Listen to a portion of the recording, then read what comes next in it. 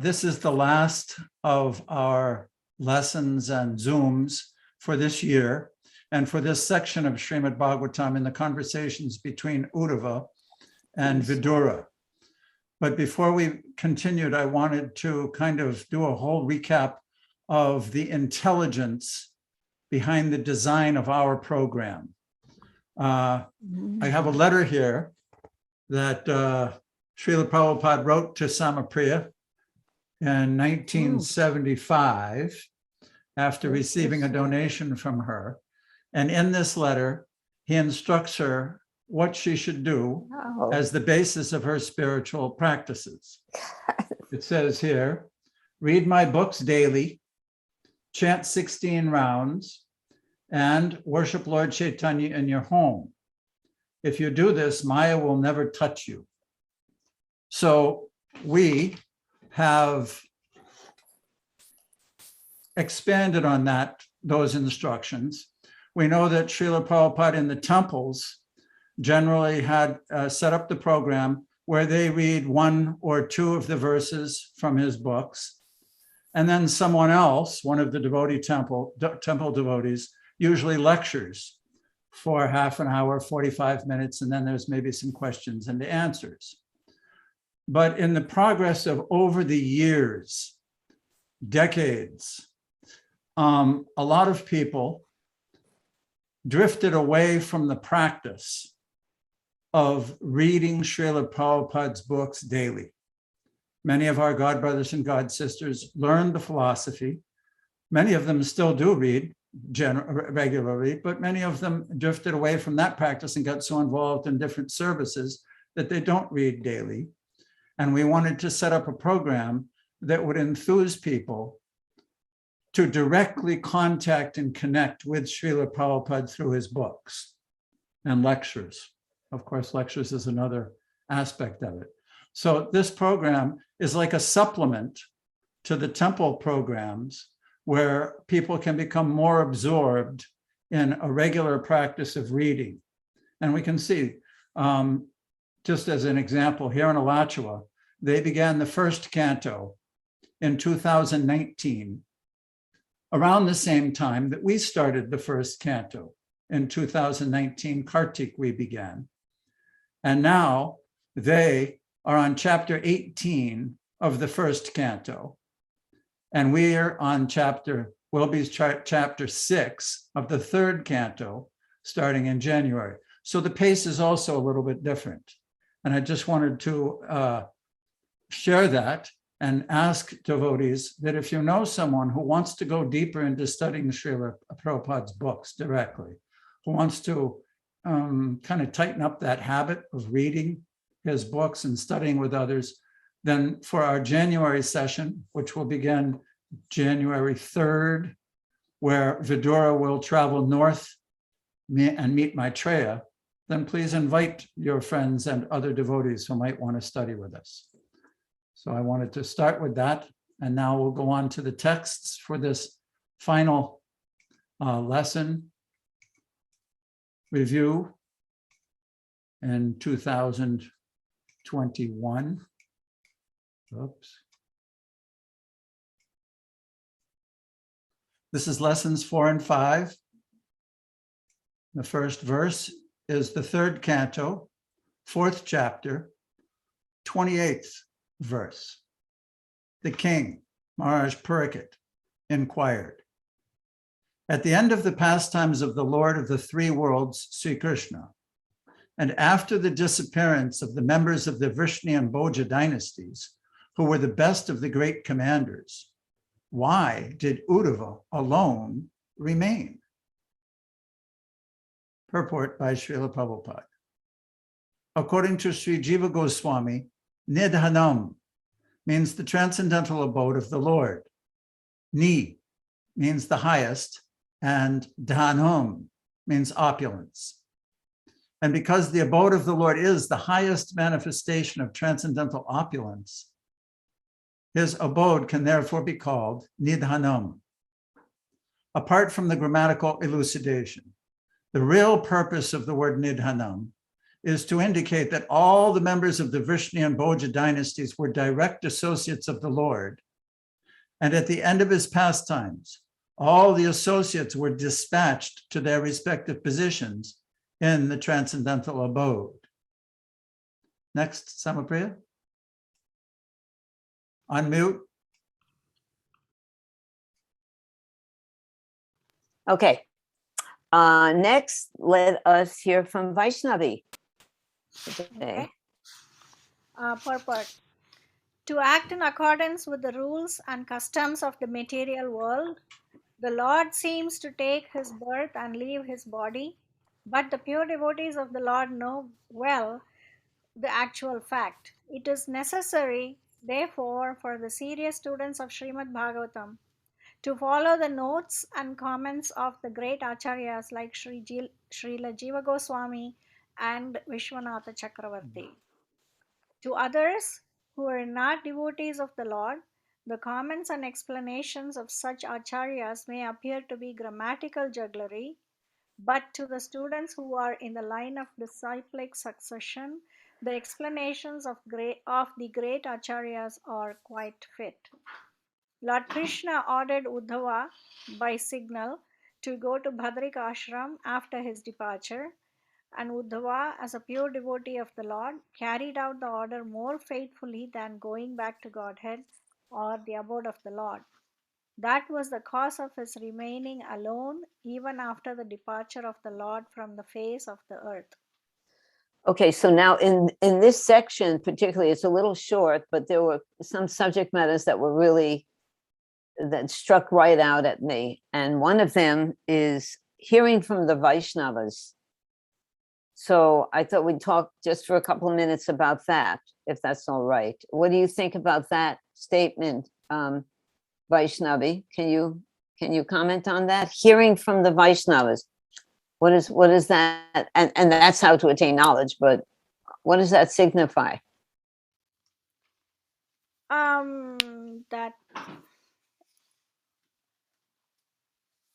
because they are experienced, and also we get their blessings by hearing from them. That's true too. Anyone else have something to say about that? Nanda? Hearing from the Vaishnava. I would like to point out that it's not just hearing from the Vaishnava. In this particular purport, Srila Prabhupada's talking about great acharyas. This is one of the things that I was just talking about in my preview. Hearing from Vaishnavas is wonderful, but there are different kinds of Vaishnavas. There are Kanishta Adhikaris, Madhyama Adhikaris, and Uttama Adhikaris. Uddhava and Vidura are Uttama Adhikaris. They're personal associates of the Lord. So they're understanding his thoughts, his intimacy, his intimate motives. And Srila Prabhupada is also, we can see there are different characteristics and indications of the level of advancement of a devotee. And if we look at the life and pastimes and activities of Srila Prabhupada, and we look at the world today, it's common sense to understand that he is a Shaktivesha avatar. He was empowered by Krishna to translate these books, to bring this culture of Krishna consciousness to the West and instruct others that could take it around the world. It's all around the world. It's on every continent of the world now. And these details are subtle, intimate heart places of the Supreme Personality of Godhead. Why he left Uddhava behind is a great mystery, which is being unraveled in these texts. And hearing from Vishwanath Chakravarti Thakur, Jiva Goswami, and other acharyas reveals that information. Thank you. That was a real wonderful topic of conversation. Next, let us hear from Ian. Prabhu, could you read the next verse? You have to make it louder. I can't hear you. Can you hear me now? Okay. Yes, thank you. Srimad Bhagavatam 3.4.29. Shukadeva Goswami replied, "My dear king, the cursing of the Brahmanas was only a plea, but the actual fact was the supreme desire of the Lord. He wanted to disappear from the face of the earth after dispatching his excessively numerous family members. He thought to himself as follows: Purport by Srila Prabhupada. According to the Brahma Samhita, the Lord has many forms. It is stated that herein that the Lord has innumerable forms, and when it appears within the vision of living entities, as Lord Krishna actually appeared, all such forms amalgamate with him. Besides all these infallible forms, he has his universal form as manifested before Arjuna on the battlefield of Kurukshetra. Here in this verse, the word spitam is also used, which indicates that he left his gigantic universal form called the Virat Rupa, not his primeval eternal form, because there is hardly any possibility of his changing his form of Satchit Ananda. Okay, go on. Okay, purport continued. By practical experience, also it is seen up to the present day. The Lord's transcendental form is worshipped by devotees in different temples, and all the devotees of the Lord factually realize that the form of deity in the temple is none different from the form of the Lord. This inconceivable performance of the internal potency of the Lord is described in Bhagavad Gita, 7.25. Ham Pakashaha Savasa Yoga Maya Samavitaha. The Lord reserves the right of not being exposed to everyone. In the Padma Purana, it is said, Atak Shri Krishna Namadi Nababet Rayam Indrayi. The name and form of the Lord cannot be perceived by the material senses. But when he appears within the vision of the mundane people, he assumes the form of the Virat Rupa. Lord appeared on the invitation of Brahma, who prayed before the Shirodakasha Vishnu, and therefore when Lord appeared, all the forms of Vishnu amalgamated with him. And when the mission was fulfilled, all of them disintegrated from him in the usual course. Thank you, Ian. So what does that actually mean? Does that mean that the Lord separated himself from other aspects of himself? Or what does it mean that he joined with all the different forms of the Lord within him? Do you understand what that means? Can you explain? Is that again? All the different forms of the Lord merge within his body. Okay, so when Lord comes, he said all the different forms of the Lord comes with him. So they undertake different activities. So all different forms merge back within the body of the Lord. That's my understanding. Yeah, Patti, can you add to that? Can I? Thank you, Ian. Yeah, Unmute, Patti. We learn from Lord Chaitanya's teachings to Sanatan Goswami. I think we've posted that chart several times, where the original form of the Lord, called Swayam Rupa, is a cowherd boy in Vrindavan. And just like that example of the expansions given in Brahma Samhita, where you take one candle, light another one, then another one, then another one, then another one, all of them have the same powers, but there is still an original candle. So that Swayam Rupa, cowherd boy, is who advented on earth. And when he did so, all the other forms of the Lord, Varaha, Ram, Nishringha, Parasaram, all the different incarnations of the Lord or expansions of the Lord are automatically within that original. So what happened was that they amalgamated with him. And when his mission was fulfilled, this is the interesting part, and I think this is what Samapriya was asking. It says here, when his mission was fulfilled, all of them disintegrated from him in the usual course. So she's asking, does that mean that he separated himself from part of himself? My understanding is that all of them went back to their respective other forms and merged back into their original designations, like So Mahavishnu. different aspects. Yeah, so different aspects of the Lord where he is simultaneously one and many. It's amazing when you think of him like that. He's even though, like, let's say Ram or Baraha, everyone is within all his he is the culmination of all the different incarnations. And so when he leaves, he continues to remain the incarnation, the culmination of all the incarnations, even though he simultaneously separates himself from them. That it's a hard concept. Actually, it's not that hard, is it? That I think that it's fascinating to me.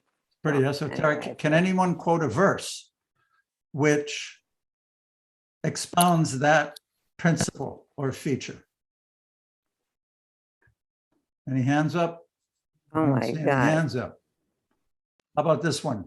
Om Purnamadat Purnamidam Purnat Purnamudachyate Purnasya Purnamadaya Purnam Eva Vashishite. The personality of Godhead is perfect and complete. And whatever expansions, Oh, whenever expands from him is also complete in itself. But he remains the complete balance because he's complete. Even though so many units emanate from him, he remains the complete balance. So Srila Prabhupada gives the example that if you take a piece of paper and rip it into so many different smaller pieces, the original paper, the original piece no longer exists. Material energy doesn't have that. sorry about that. It's Vrindavan. I know. Okay. Sorry, everybody. So that original piece no longer exists, but in spiritual energy, the Lord being absolute, even though so many units emanate from him, he remains the complete balance. So you can take the piece of paper, rip it into millions of little pieces, and the original paper still exists. That's the difference. So Is that Sri Upanishad? Yes. Is that the one or the intro? I think it's an invocation.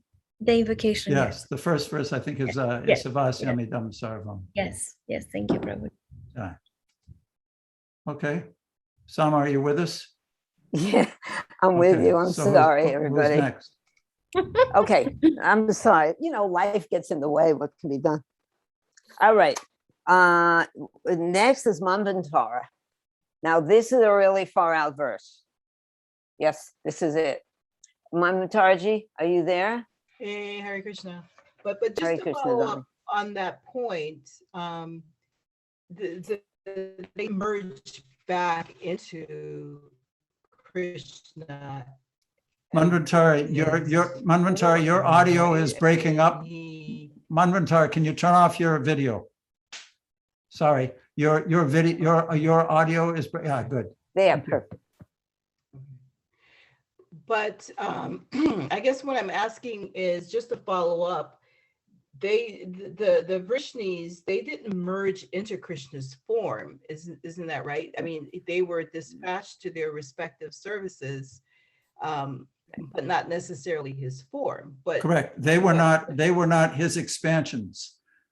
Let's go Correct. back to that previous verse. It was talking about his expansions, swamsa, Okay. not vibhinamsa, not the jiva tattvas. Got it. Okay, Yeah, because they were his eternal associates. Correct. Not.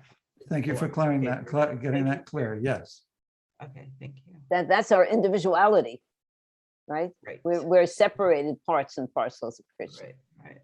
Okay. Okay, go on, So sweetie. Srimad Bhagavatam, chapter 4, text 30. Now I shall leave the vision of this mundane world, and I see that Uddhava, the foremost of my devotees, is the only one who can be directly entrusted with knowledge about me. Purport. Transcendental knowledge has three departmental divisions, namely knowledge of impersonal Brahman, knowledge of the all-pervading supersoul, and knowledge of the personality of Godhead. Out of the three, transcendental knowledge of the personality of Godhead has special significance and is known as Bhagavad Tattva Vigyan. Specific knowledge is realized by pure devotional service and no other means. Bhagavad Gita, chapter 18, text 55, confirms this. Bhaktyamam abhijananti yavayas kasmi tatpata. Only persons engaged in devotional service can factually know the transcendental position of the Lord. Uddhava was considered to be the best amongst all devotees of the time, and therefore he was directly instructed by the Lord's grace so that the people might take advantage of Uddhava's knowledge after the disappearance of the Lord from the vision of the world. This is one of the reasons why Uddhava was advised to go to Badarik Ashram, where the Lord is personally represented by the Nara Narayana deity.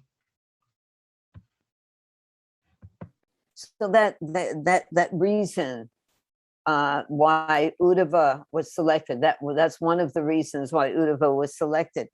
And so what is that in a nutshell? Only persons engaged in devotional service can actually know the transcendental position of the Lord. Why is that? Because that's what Krishna says. Abhijananti mama. I mean, only people who are engaged in devotional service can know me. Okay, that's true. That's why he says, but there is there's a reason why people engaged in devotional service can know him. Manvantara, can you expand on that? What is the nature of a person who engages in devotional service, and why do they get such a reward?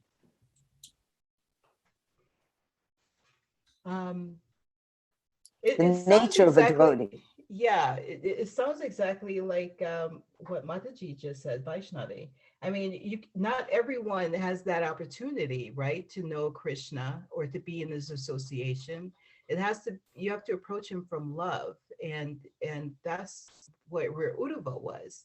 Even Vidura, by his own admission, admitted that he was not on that pure level of understanding the personality of Godhead, even though he had his association. And that's one of the reasons why he went on Parikram and went to all those different temples in order to develop that rich, deep relationship of the Lord, that internal relationship.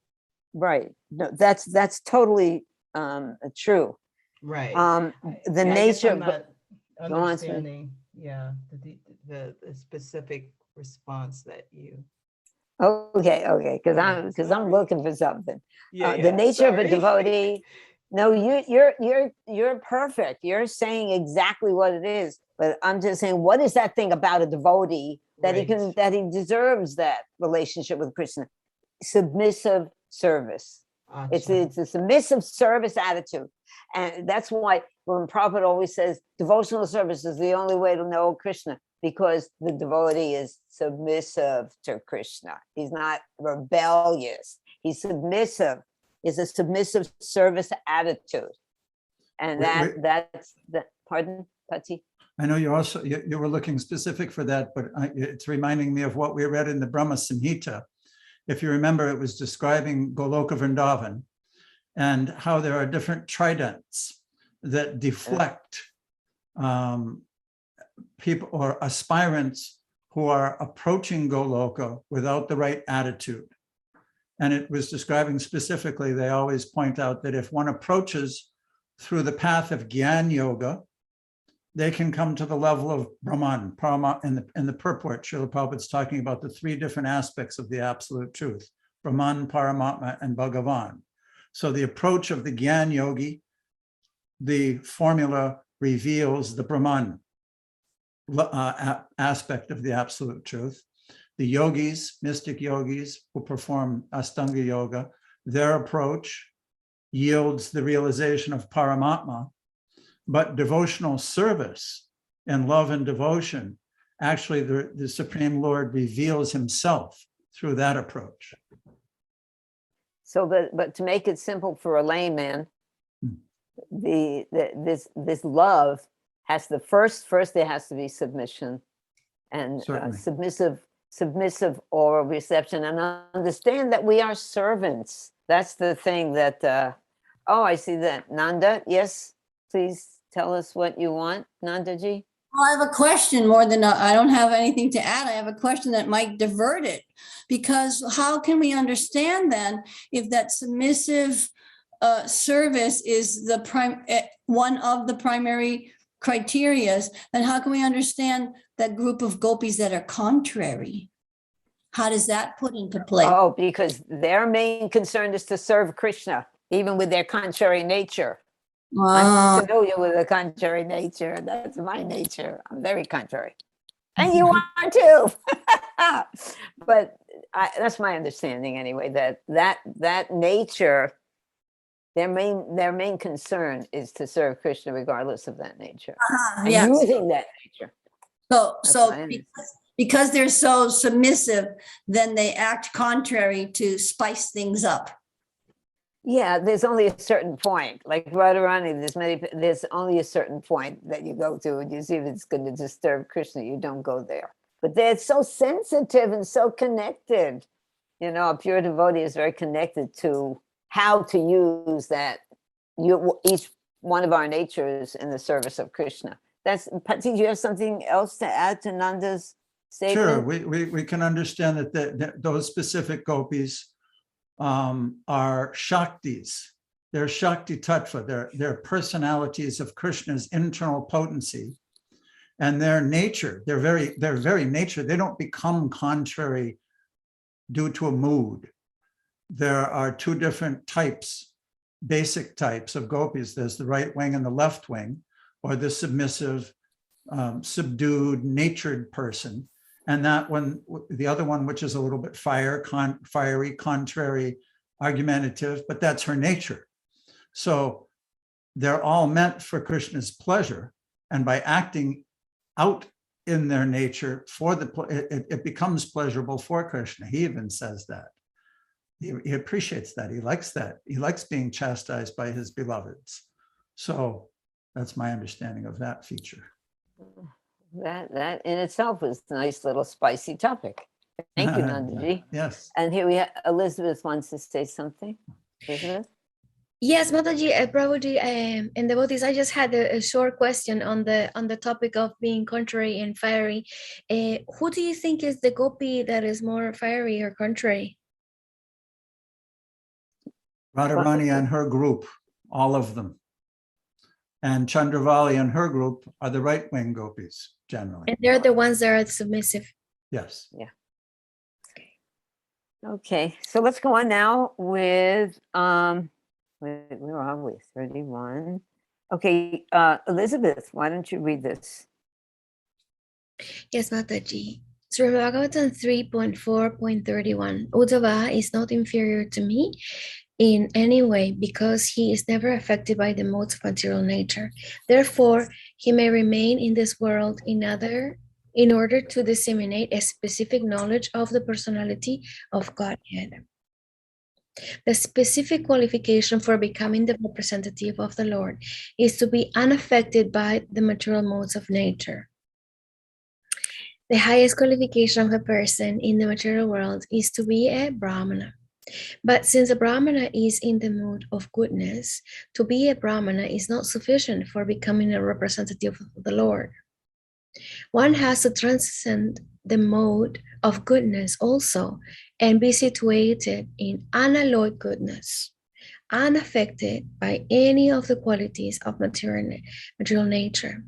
This stage of transcendental qualification is called Shuddha Sattva or Vasudeva. And in this stage, the science of God can be realized. As the Lord is not affected by the modes of material nature, so a pure devotee of the Lord is also not affected by the modes of nature. That is the primary qualification for being one with the Lord. A person who is able to attain this transcendental qualification is called Jivan Mukta, or liberated, even though he is apparently in material conditions. This liberation is achieved by one who constantly engages in the transcendental love and service of the Lord. Uddhava was in such a transcendental position, and thus he was selected to be factual representative of the Lord in his bodily absence from the vision of the world. Very good. So this is actually the thing that I was very impressed with. Can you put it back, Pati, to the verse? Yeah. So this qualification of one who can represent the Lord. And that qualification is to not be affected by the modes of material nature. I just wanted to take 1 minute to read something from the Bhagavad Gita about the modes of nature. And I was going to suggest that everybody this week, during the week, read this chapter about the modes of nature, because, you know, we did the Gita Jayanti, and actually we read it in English. So it was so instructive and so familiar and so wonderful, these instructions that Krishna gives personally about the modes of nature and about everything, basically.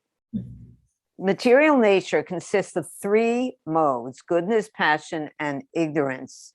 When the living entity comes in contact with nature, he becomes conditioned by these modes. O sinless one, the mode of goodness, being purer than the others, is illuminating, and it frees one from sinful reactions.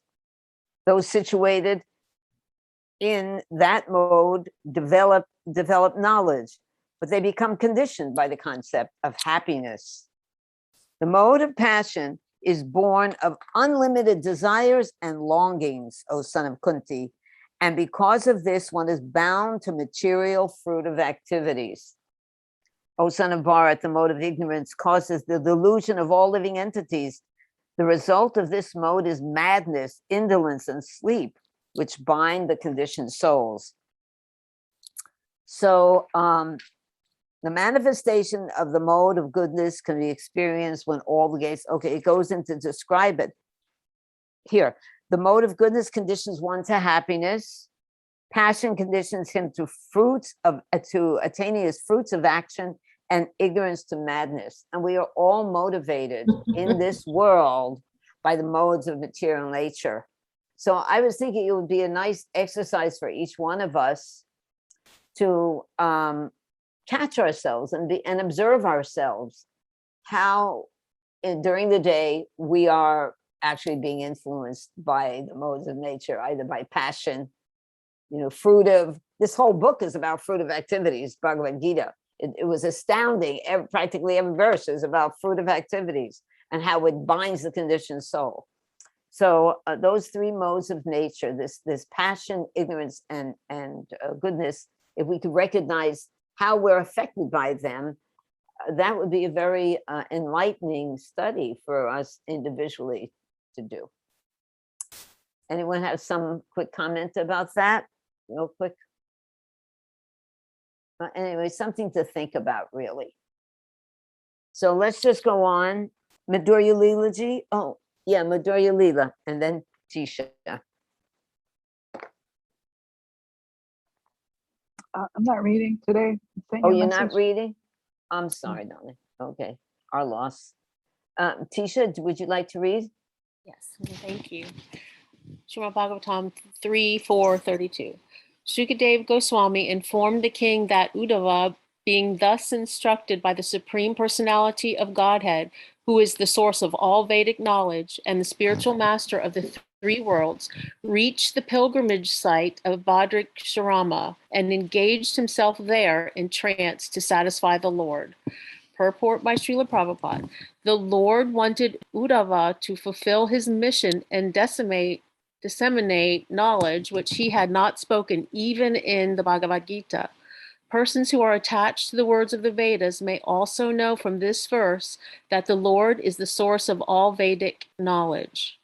One who is unable to understand the Supreme Personality of Godhead by going through the pages of the Vedas may take shelter of one of the Lord's devotees, such as Uddhava, in order to advance further in knowledge of the Supreme Personality of Godhead. The Brahma Samhita says that it is very difficult to understand the Supreme Personality of Godhead from the Vedas, but he is easily understood from a pure devotee like Uddhava. Taking mercy on the great sages who lived in Badrikshirama, the Lord authorized Uddhava to speak on his behalf. Unless one has such authorization, one cannot understand or preach the devotional service of the Lord. Okay, Ananda, can you continue reading? Thank you, Tisha. I'm just trying to let everybody read a slide at least, and then we can discuss it after. And of course, if you have any question, please bring it up. Purport continued. Every living entity can, like Uddhava, also become a confidential messenger on the same level as the Lord, provided he becomes confidential himself by dint of loving devotional service.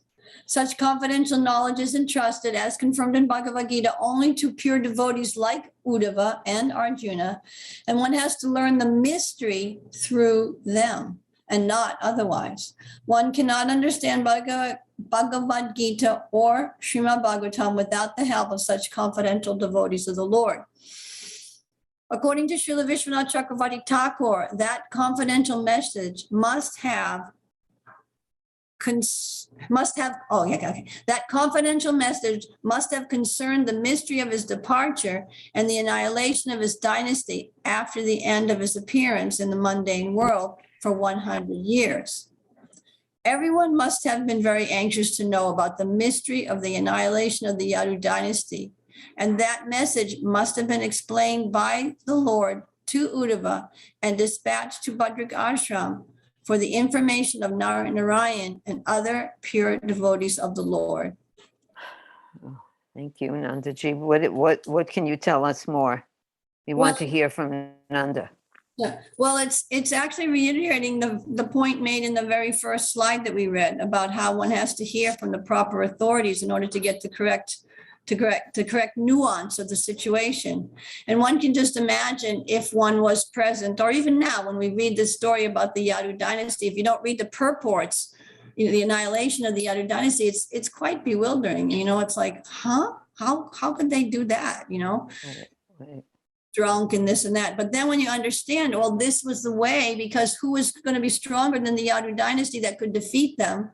So therefore, the self-annihilation, you could say, the group self-annihilation was the way that the Lord saw fit to have them dispatched, in one sense, honorably, not defeated or, anyway, it's interesting. It is very interesting. And I like that point about just hearing from the proper person, and hearing Prabhupada's purports explains these things that we would totally be confused about. Exactly. Yeah. Thank you, Nandiji. Tisha, I just wanted to make sure you understood everything, or if you have any questions or something to add from that section. Are you okay? Yeah, Okay. I'm good. Thank you. Okay, sweetie. Faye, could you read the next slide? Yes, Mataji. Srimad Bhagavatam 3.4.33. Vidura also heard from Uddhava about the appearance and disappearance of the Lord Krishna, the Supersoul, in the mortal world, which is a subject matter sought after with great perseverance by the great sages. Purport by Srila Prabhupada. An ordinary living being is generally called the Atma, but Lord Krishna is never an ordinary living being because he is Paramatma, the Supersoul. Yet his appearance as one of the human beings and his disappearance again from the mortal world are subject matters for the research workers who execute research work with great perseverance. Such subject matters are certainly of increasing interest because the researchers have to search out the transcendental abode of the Lord, which he enters after finishing his pastimes in the mortal world. But even the great sages have no information that beyond the material sky is a spiritual sky where Sri Krishna eternally resides with his associates, although at the same time he exhibits his pastimes in the mortal world in all the universes, one after another. This fact is confirmed in the Brahma Samhita 5.37. Goloka eva navaste akhilamatma bhuta. Good. Forgive me, my pronunciation is not good. The Lord, by his inconceivable potency, resides in his eternal abode, Goloka.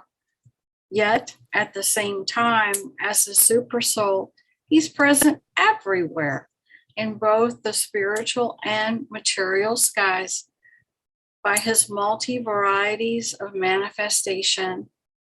Therefore, his appearance and disappearance are simultaneously going on, and no one can say definitely which of them is the beginning and which is the end.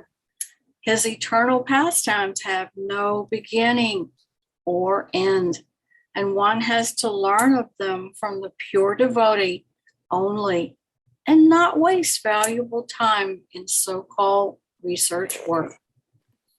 Thank you. Can you sum that up for us real quick? That was, Prabhupada doesn't waste his words. Everything he says is significant. I mean, you could take so long discussing everything. We have the Chaitanya Charitamrita reading every week. Tisha's part of that. And we just analyze everything. It's astounding. Go on, Faye. Tell us what you see here. Well, because Krishna is eternal, always eternal, which blows my mind. He has no beginning. He has no end. Can do anything he wishes to do. Appear here, appear there, disappear here, disappear there. But when you think of it through your material senses, you're bewildered. It doesn't make sense to what you understand from a material perception. But if you think of it from a transcendental perspective, it makes perfect sense. Krishna is aham, I am, he is, therefore he's doing his thing, and he's explained to Uddhava what he did do or was going to do, how his close associates and extended family were going to leave, explained it all. So there was no reason to doubt. And because we adhere to the words of the pure devotees, the acharyas, those that have gone before us, in our case specifically, Srila Prabhupada's words, that he brought to us these wonderful translations, so we don't get confused. The mortal world can believe whatever they want to believe, but here we've got the message, the word from the source. Thank you. Thank you. Wonderful. Thank you so much. Let's go on now with Gopa. Gopa, you there? Gopa Patni, can you read the next two slides, please? And then Guru Okay. Prasadam. All right. Srimad Bhagavatam 3.434. Can you hear me? Yes. Okay, good. The Lord's glorious acts and his acceptance of various transcendental forms for the performance of extraordinary pastimes in the mortal world are very difficult for anyone other than his devotees to understand. And for the beasts, they are simply a mental disturbance. Where's that picture from? Achi, where'd you get this picture? Not sure That's who painted that. That's really beautiful. I've never seen it before. Anyway, okay. I don't know who that person is in the That's sense the we're Lord talking about Chaitanya. that picture. Who is that person whose face is covered? Is that Muhammad or Allah or something? I just saw Lord Chaitanya. And Yeah, like, next wow. Lord Chaitanya, and then there's another person. Looks like Okay. Gandhari. Maybe No? geez. I don't Oh, know. Oh, I see. Oh, with a book. Yeah. All right, we'll Anyway. figure that one out. Go on, go. okay. Purport by Srila Prabhupada. The transcendental forms and pastimes of the Lord, as described in Bhagavad Gita, are difficult subject matters for those who are not devotees to understand. The Lord never reveals himself to persons like the Gyanis and yogis, And there are others who, because of their envying the Lord from the bottom of their hearts, are classified amongst the beasts. And for such envious beasts, the subject matter of the Lord's appearance and disappearance is simply a mental disturbance. As confirmed in Bhagavad Gita 7:15, the miscreants who are simply concerned with material enjoyment, who work very hard like beasts of burden, can hardly know the personality of Godhead at any stage due to Ashurika Bhav, or a spirit of revolt against the Supreme Lord. Wonderful. So what does that actually mean? Can you give us something in relation to that?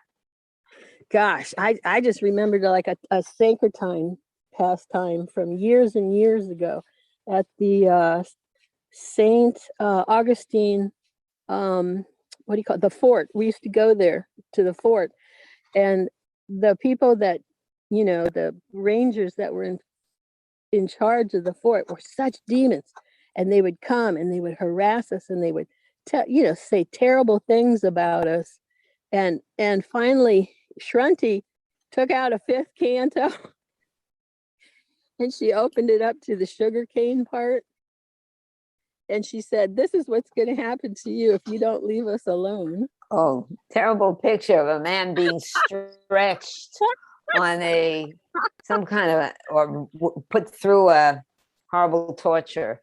Yes, for people who are yes. offensive to devotees. Yeah, The they don't beast. know why they're acting like that. It's Yeah, really, this beast don't even want to consider, don't even want to consider. But right.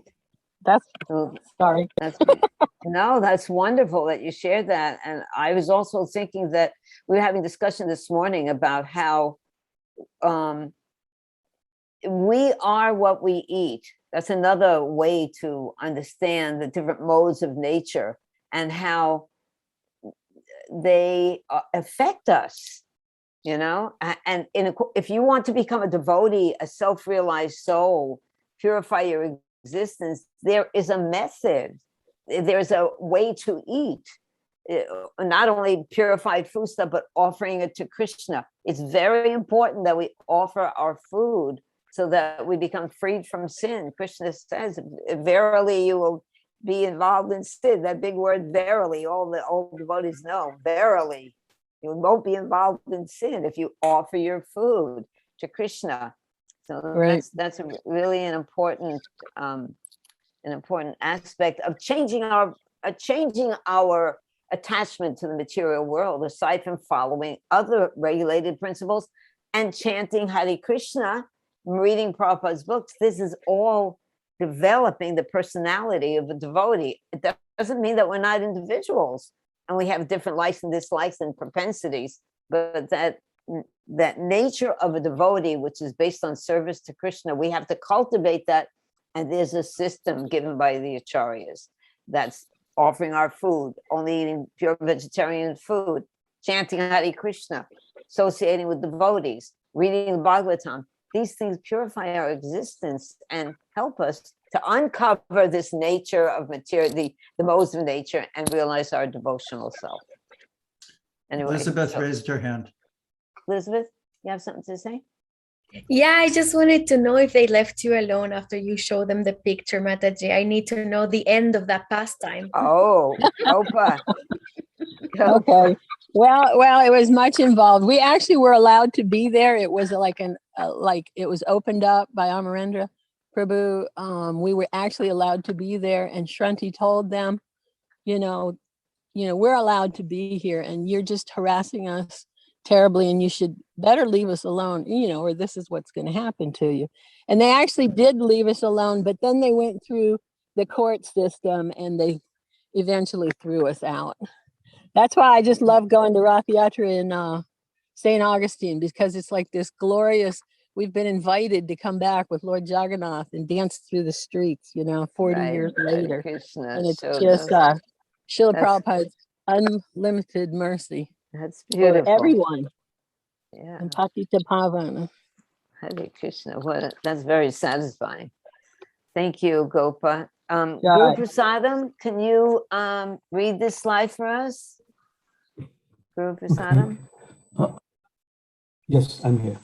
Understanding that we was remembered by Lord Krishna while quitting this world, Vidura began to cry loudly, overwhelmed by the ecstasy of love.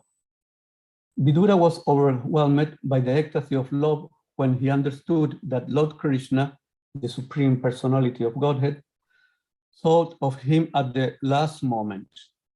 Although he thought of himself as insignificant, he was remembered by the Lord, by his causeless mercy. Vidura accepted this as a great favor, and thus he cried. This crying is the last word in the progressive path of devotional service. One who can cry for the Lord in love is certainly successful in the line of devotional service. Very potent. Continue reading this, and that'll be the end of the chapter, and then we can discuss that. But keep going on. Guru Prasadam. Just in a few days, bank of the real Yamuna, Vidura, the self-realized soul, reached the bank of the Ganges, where the great sage Maitreya was situated. Thus ends the Bhaktivedanta purport of the third canto, fourth chapter of the Srimad Bhagavatam, entitled Vidura Approached Maitreya. Thank you. Do you have something to say to that? Guru Prasad, I'd like to hear what you have to say about this transcendental position of Vidura. Yeah. Okay. Prabhupada said it all, right? Okay. All right, thank you, everyone. With that, now we have a little discussion. Pati, you want to unmute, please? There's an interesting feature. Months ago, when we were preparing this class, course materials, Nanda also came across this statement. Understanding that he was remembered by Lord Krishna while quitting this world, Vidura began to cry loudly, overwhelmed by the ecstasy of love. So we were communicating, how did we know that he was remembered by Lord Krishna? It's not really in the text, it doesn't distinctly say it. But as I continued to progress through the course materials, I'm already up past where Vidura and Maitreya meet.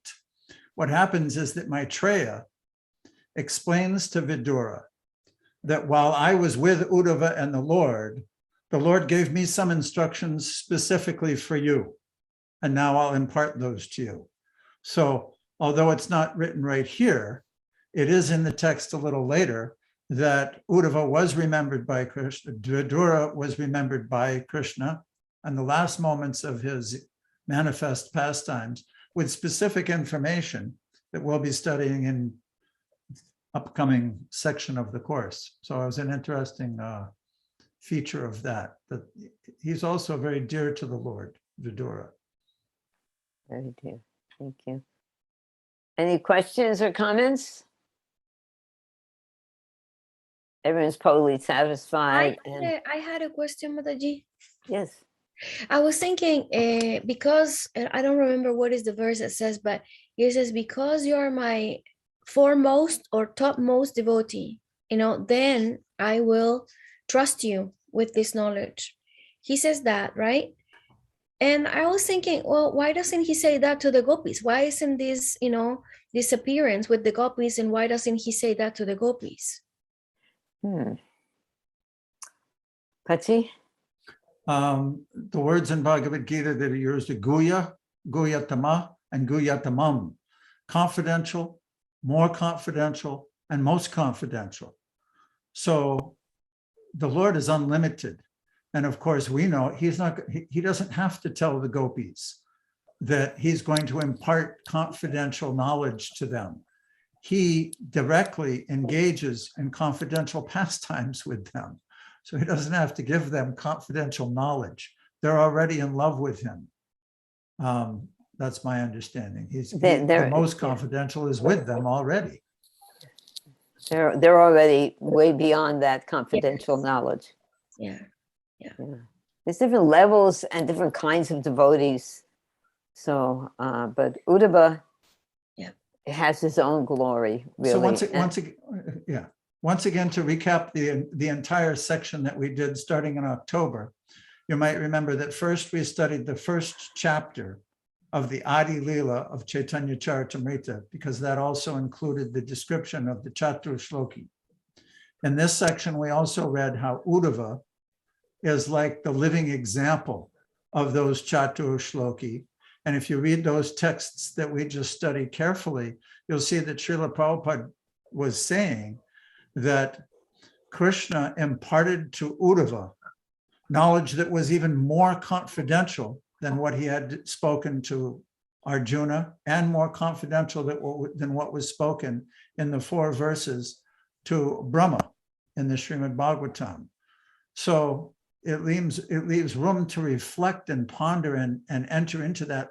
What are those confidential, more intimate revelations that come from those 4 verses? Those 4 verses can be expanded unlimitedly. For example, Brahma, Lord Vishnu spoke 4 verses to Brahma. Brahma spoke the explanation of those to Narada. Narada explained the essence of those 4 verses to Vyasadeva. Vyasadeva compiled the entire Srimad Bhagavatam. And since that time, there have been classes and commentaries written on those verses of the Srimad Bhagavatam by hundreds and thousands and millions of devotees for 5,000 years. Even right now, all over the planet, every single day, there are hundreds of devotees giving classes and speaking on those verses of Srimad Bhagavatam, and it won't end. So this is the nature of spiritual topics, spiritual energy, that although it was written in 4 seed-like verses, it's been expanded unlimitedly. But again, there's confidential, more confidential, and most confidential knowledge. And each one of us Jiva souls, is searching for our position in relationship to the Lord in our intimate path. And this hearing of Srimad Bhagavatam, according to Lord Chaitanya, who is Krishna, Srimad Bhagavatam is one of the most important tools. Hearing Srimad Bhagavatam daily is an important practice for anyone who wants to attain that understanding of themselves in their intimate relationship with the Lord. That's why it's manifested. Right. Also, it indicates that we have a certain amount of time during the day. And it's very precious because it's not eternal. We're not going to be in this body eternally.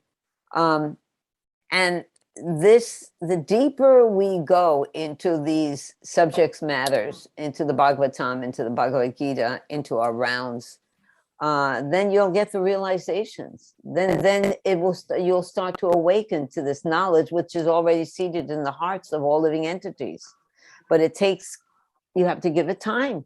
It takes time. We spend our time doing so many things. While we're doing our devotional activities, at least we have to be fully present there. So that verse in the Bhagavad Gita, Ye yatam mam prapadyante, as they surrender unto me, I reward them accordingly. So there's nothing better that one should do than engage in this devotional service. What verse is that? I think Krishna says in the Bhagavad Gita, there's nothing greater in this world than transcendental knowledge. So that means we have to be, if we want that great taste, engage in these processes given by the acharyas so that we can become eternally blissful again. So we want to wish everyone happy holidays. This is the end of our gatherings at this time, and then we'll start again on January 3rd. If you're not already signed up and enrolled in that particular course, please do so that you can join us then.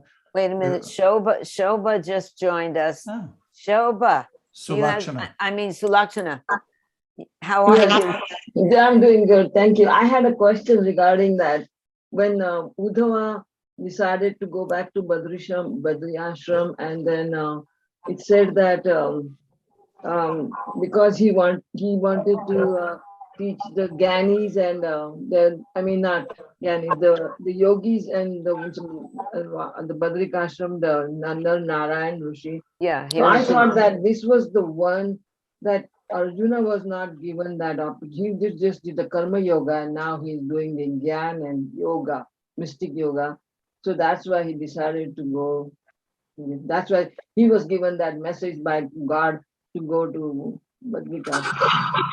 I wouldn't separate Arjun as being less of a devotee than Uddhava personally. They're both totally absorbed in bhakti, and they have to do different things according to the Lord's desire. They have a different relationship to do. Of course, Uddhava went to Vrindavan on behalf of the Lord, and he was exposed to all those relationships, all the gopis and their feelings of deep love and separation. This is a very esoteric thing. Patti, you better step in here. Let's go over the text. Here it says that according to Vishwanath Chakravarti Thakur, that confidential knowledge message that Uddhava was taken to Badrik Ashram must have concerned the mystery of his departure and the annihilation of his dynasty after the end of the appearance in the mundane world for 100 years.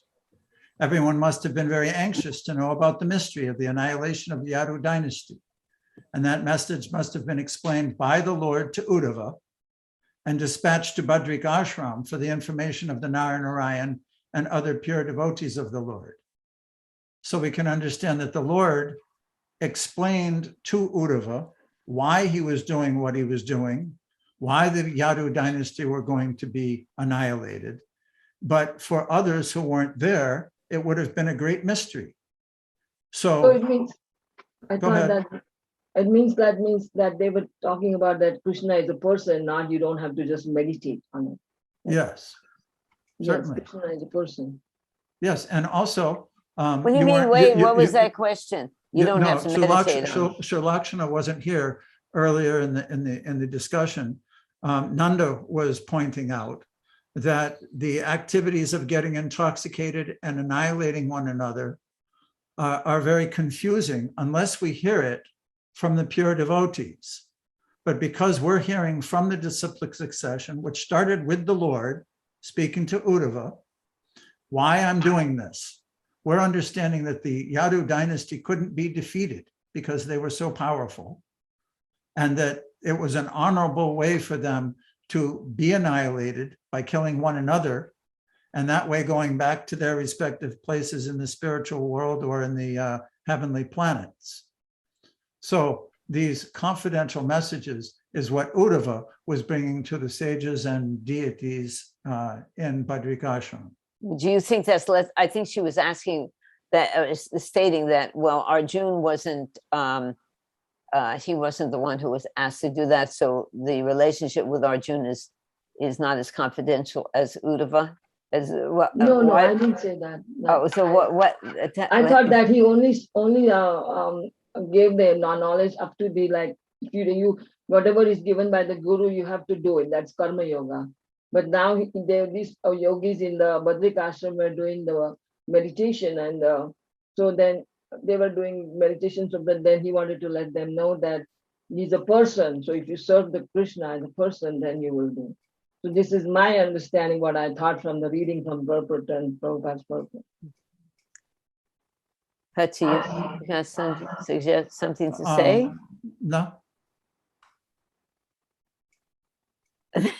Okay, so I don't either. I didn't really get that aspect that Uddhava had to preach to them. It sounds more from that particular purport that they would have been wondering what happened, and in order to alleviate that confusion, the Lord sent Uddhava with a message for them. But but the other thing is also that because the Lord has sent this qualified person who is not affected by the modes of nature, his pure representative, that it always involves he's delivering the message, but Prabhupada was also delivering the message. So he was kind of preaching as well, Uddhava. So, Certainly. and Arjun was depicted to do something else. I don't know if I would say that Arjun was involved in karma yoga.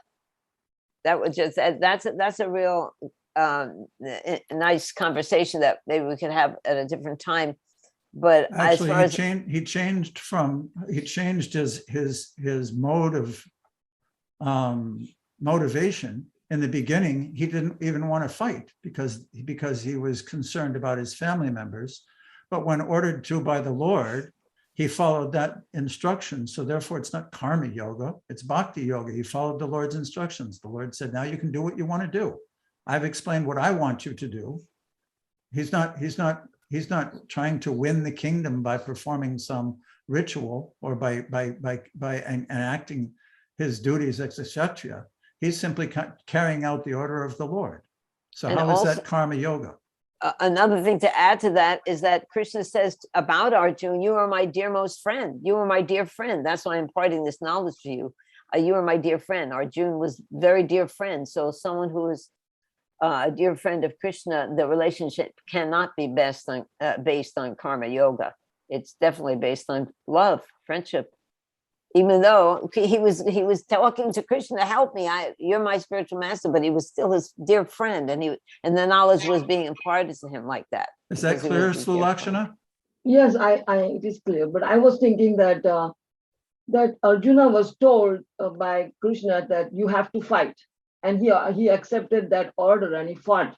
So that was the instruction for us to take from that whatever Supreme Personality Godhead says, then we have to do it. Whereas in this case, when we went to Badrikashram, these Mar Narayan were engaged into mystic yoga and meditation. So that's why I thought that now this is another message Uddhava is giving to them by saying that Krishna is a person. He's not anymore here present on this planet. He's annihilated. How is this disappearance and annihilation has taken place? So that's why they are saying that you just don't have to meditate. You have to actually do the service to Krishna. Oh, that's sweet. That now I understand it. Good. No, I think that's a very good point. He is bringing bhakti to the sages of up in there in the Himalayas. There's Nandiji. Thank you, Sulakshman. I think that this is a good. I think you had it, Nandiji. I don't agree that the sages meditating up in Badrik Ashram aren't doing bhakti, because those are Narayana Rishi, that's the incarnation of the Lord. That process that they're doing is not unbona fide, it's a bona fide process. So maybe it could possibly be that I'm not understanding Sulakshana totally, but I don't see that they're in the sense of doing something less and need to be elevated. They just need clarification, or I need clarification. Well, it could be maybe they're, but I'll just say also that he's coming to deliver the message to Narayana Rishi that the Lord has departed. So there must have been a relationship between Narayana knowing that the Lord who is being worshipped, were they being worshipped? They were engaged in meditation. In meditation, you can worship the Lord too. Of course, that's why they came. They're showing the process. They are incarnations of the Lord. So they're teaching by example. They're bhakti yogis. They're not just Gyan yogis or mystic yogis. I have a question. Guru Prasad? Guru Prasadam had a question too? Yes. Guru Prasad? Unmute. Unmute. I want to go back to a question that Elizabeth makes about Chandravali and group. I didn't hear too much about Chandravali. Forgive my ignorance. I think I hear that you say that they are more submissive, that group, than the other group. Oh, that's right? Yeah, they're more yeah. Krishna enjoys all different kinds of moods. So everything has to be there. And those gopis are more submissive in their service. And what, can you explain more what means submissive? What is the difference? Well, of course, first you have to understand that all of the gopis are completely pure, and their attitude with Krishna is based on the utmost purity, right? So in the relationship with Krishna and Chandravalli and her followers, they are called right-wing gopis. And that means they are they're what's another word for submissive? They're accommodating. They're accommodating to but that, you know, all of that also exists in the left wing. They're not as feisty, let's say that. You know, feisty, the word feisty, it means their attitude is yes, Prabhu, whatever you say, Prabhu, I will do whatever you say. I'm sorry if Krishna's leaving and they start to cry, but they don't want to offend. And then Radharani and her followers might say, only based on love. No, Krishna, you're being bad. You're saying you're doing this. We don't like this attitude. But this kind of behavior can only be performed by those who are not on the Bali platform at all. You know, this is just, we are studying the difference between the left wing and the right wing gopis. This is a whole other area because everybody has a mood in devotional service. Our job as neophyte devotees is to be totally submissive to whatever Krishna wants. And we understand submissive is not rebellious.